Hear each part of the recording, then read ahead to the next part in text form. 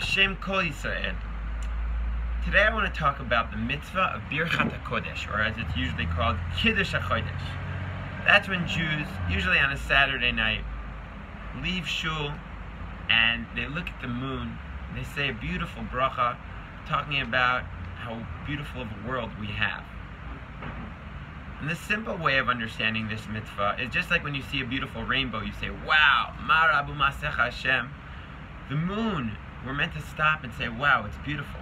And that's why we wait to do it when the moon is shining most beautifully from the 4th to the 15th day of the month. But I think the mitzvah of Birchat Hachodesh is deeper than just another "thank you, the world is beautiful." And it all starts with the Gemara in Sanhedrin. The Gemara tells us, Daf Mem Bet, that when you go out to greet the moon, it's like greeting the Shekhinah, like greeting God's presence. What's that about? Means it's pretty important, but like why? So if you ask me, in order to understand the significance of Kiddush Hachodesh, you need to go back to Shmot Perek Yud Bet. That's when the Jewish people are about to leave Egypt. But before they leave, God says, "Wait, I have one mitzvah I have to teach you." That's the mitzvah of Birchat Hachodesh, of Kiddush Hachodesh. Technically for the Beis Din, to sanctify the moon in order to make the holidays through it.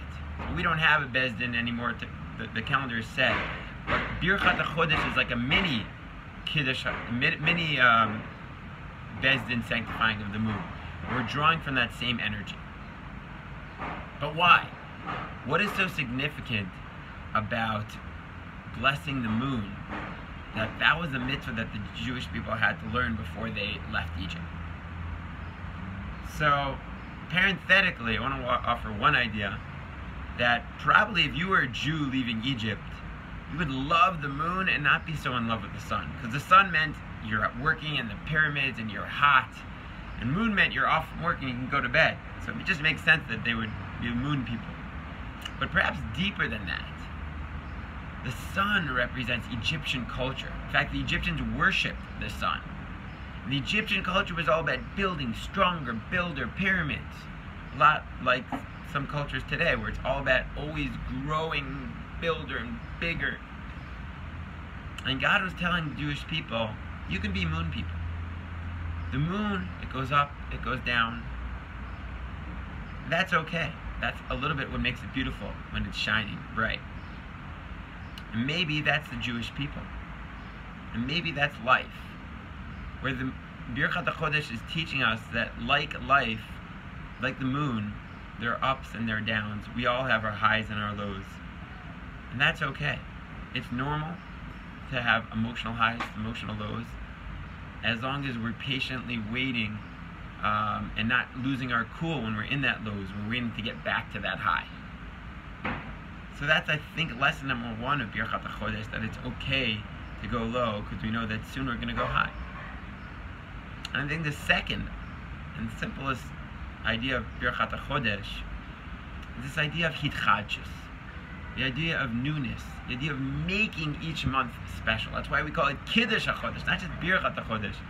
But we're like a kiddushin when we get engaged to the girl. We're so happy, we're excited. So we're saying this month, we're starting afresh. I don't care what happened last month. I'm doing tshuva, and it's a whole new start, a whole new month. That's what's special about the Jewish nation. We're always making every month, every week, every day, a whole new start that's going to be special. And that's what Rav Shlomo explains. At the end of the Kiddush Hachodesh bracha, we go over to our friend and we say, Shalom Aleichem. Shalom Aleichem means, whoa, I've never seen you before. You're so beautiful. Even if I've seen you 1,000 times, it's a whole new start.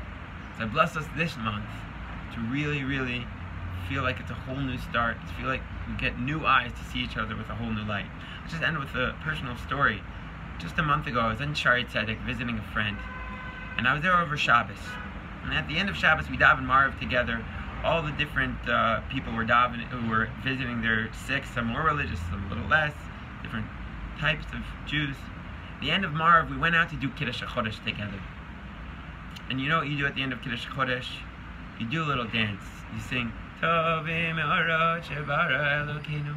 And all different Jews were dancing together, celebrating life together. And to me, it was such a beautiful summary of what it means to be a Jew.